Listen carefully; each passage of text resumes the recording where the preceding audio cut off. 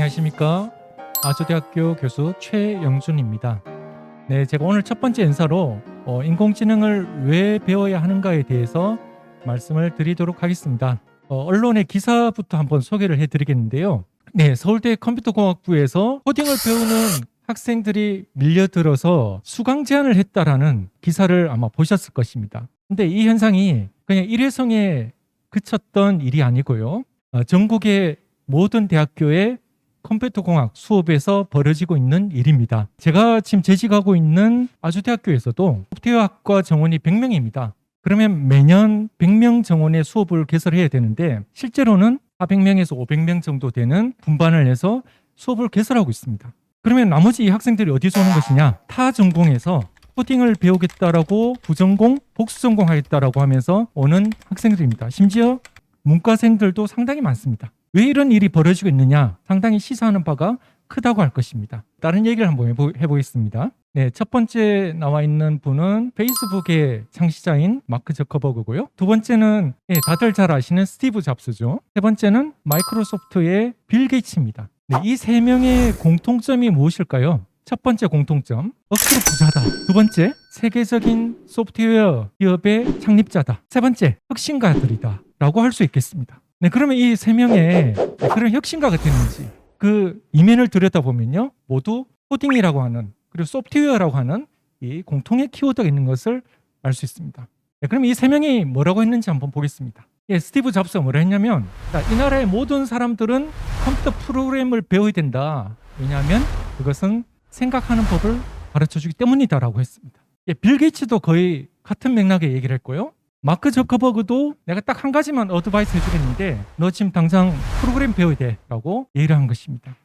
미국의 전 대통령, 오바마 대통령입니다. 국가의 혁신을 위해서는 모든 아이들이 코딩 스킬을 배워야 된다라고 하는 이런 주장을 하셨습니다. 자, 이분이 누구실까요? 발명의 왕 에디슨입니다. 네, 에디슨이 만든 회사가 이어져 내려와서 지금 아직도 있습니다. 이 회사가 뭘 하는 회사냐면 공장이라든지 발전소라든지 들어가는 수많은 이런 엔진이라든지 이런 기계 장치들을 만드는 전통적인 제조업체입니다. 근데 이 회사가 몇 년 전에 뭐라고 했냐? 우리는 이제 소프트웨어 기업이다 라고 이렇게 얘기를 하기 시작했습니다. 제조회사도 이제 우리 소프트웨어 회사다. 이제 모든 회사는 소프트웨어 회사라고 해도 이제 과언이 아닐 것 같습니다. 네, 제가 여기 세계 10대 기업 리스트를 뽑았는데요. 1위에서 10위까지 한 2개 빼고는 전부 모두가 잘하는 소프트웨어 기업입니다.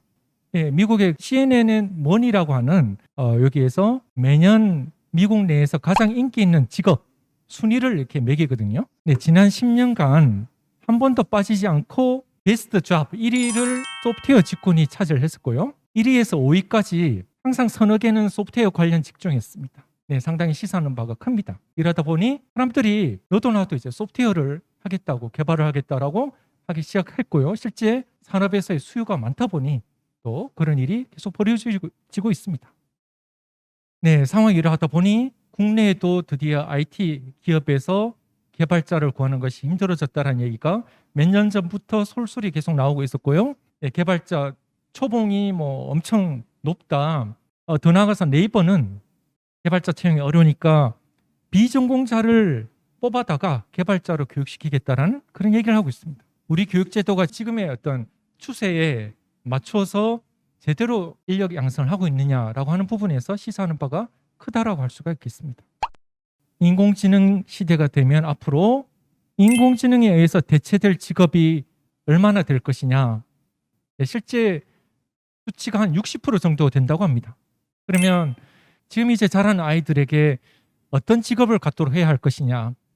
모든 아이들이 각자 갖고 있는 재능이 틀리고, 맞죠? 잘할 수 있는 게 틀리고 가질 직업이 다 틀릴 것이에요. 근데 AI에 의해 대체될 직업을 갖기를 원하는 부모는 아무도 없을 것입니다. AI에 의해 대체될 직업을 갖지 않도록 하려면 어떻게 해야 될 것이냐. 코딩과 인공지능을 배워야 하는 것입니다. 이제 코딩과 인공지능을 배우지 않으면 생존이 힘들어지는 그런 시대로 들어가고 있습니다. 인공지능은 모든 산업 영역에 걸쳐서 융합이 되고 있습니다. 이것이 바로 우리가 지금 AI를 배워야 할 절실한 이유라고 할 수 있겠습니다. 어느 것 하나도 이제 AI를 피해 갈 수가 없습니다. 네, 이렇게 되고 있는 원인에는 디지털 트랜스포메이션이라고 하는 이 키워드에서 찾을 수 있습니다.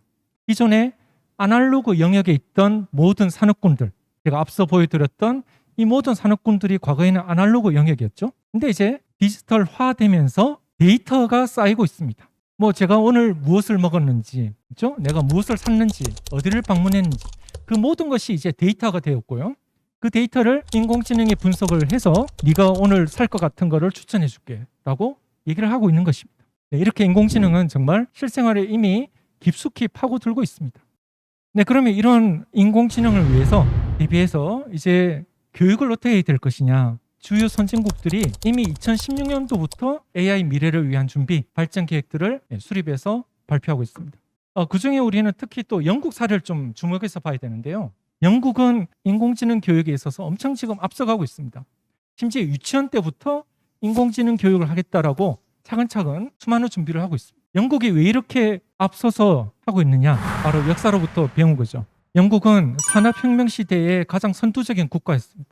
근데 2차 산업혁명, 3차 산업혁명 겹치면서 뒤처졌죠. 그래서 이제 4차 산업혁명 시대에는 더 이상 이럴 수 없다. 우리 이제 치고 나가겠다고 하면서 전 국민에 대한, 그래서 유치원생들부터 인공지능 교육시키겠다라고 하고 있습니다.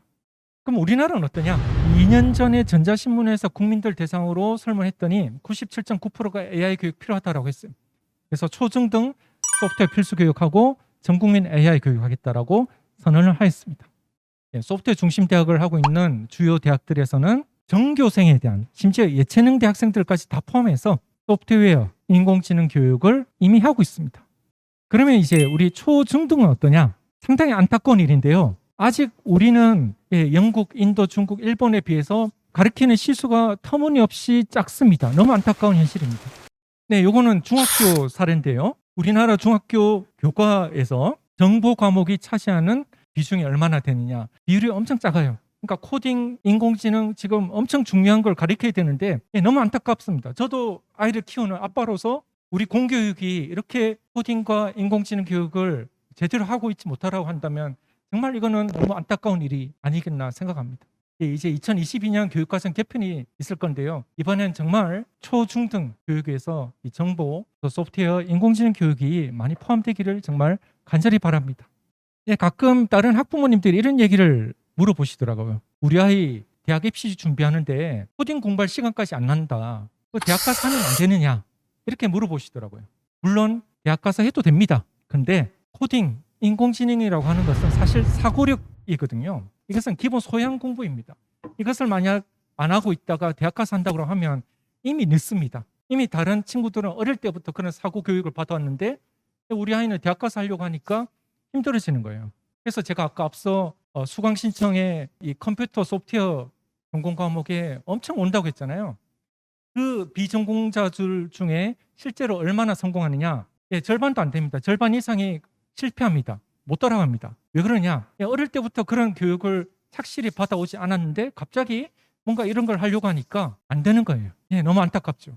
네, 그래서 제가 다른 이제 여러 대학 교수님들과 함께 인공지능 강의 컨텐츠를 이제 좀 공개적으로 오픈도 하고 코딩X라고 하는 플랫폼을 통해서 좀 해보고 있습니다. 그리고 최근에는 이제 정보 선생님들께서 이제 무료로 정보 수업에 활용하실 수 있도록 이런 시스템 한번 만들어 봤는데요.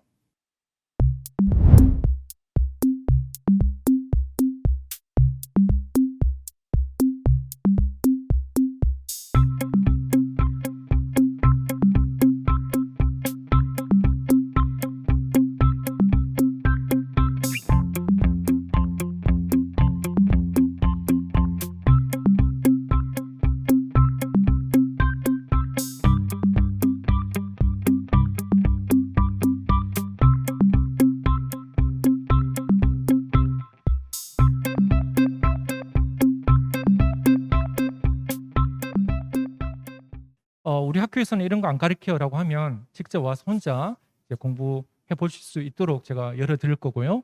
여기 나오는 모든 컨텐츠를 제가 교재로 지금 작업을 하고 있는데 파이썬 교재는 제가 최근에 예스24에 이제 올렸습니다. 이 스페이스코딩엑스.com에 오셔서 선생님들께서 신청하시면 정보 선생님들께는 제가 이 교재를 무료로 제공을 해드리겠습니다. 아무쪼록 우리 공교육을 통해서 누구도 소외받지 않고 모두 소프트웨어, 인공지능 교육을 잘 받을 수 있는 그날이 빨리 오기를 간절히 염원하고 기대하겠습니다. 그리고 그 길에 저도 함께하겠습니다. 감사합니다. 많은 분들이 궁금해하실 내용에 대해서 질문을 좀 드리겠습니다. 인공지능 교육이 시대의 변화에 따라 꼭 필요한 교육이라는 말씀을 해주셨습니다. 그러면 이러한 요구가 얼마나 오랫동안 갈 수 있을까요? 아니면 몇 년 후 사라지는 교육은 아닐지 지금 같이 참여하고 계시는 많은 학부모님들과 또 선생님들이 궁금해할 내용인 것 같습니다. 인공지능 때문에 사라질 직업이 엄청 많을 것이다. 아마 많은 사람들이 이미 이렇게 알고 계실 것입니다. 이런 어떤 사회현상이 잠깐 있다가 없어질 거라고 하면, 그렇다고 한다면 우리가 인공지능을 굳이 배울 이유가 없겠죠. 근데 우리의 미래, 직업의 판도를 바꿀 것이다 라고 한다면 그 추세는 앞으로 그 미래까지 계속 이어질 것이라고 생각합니다.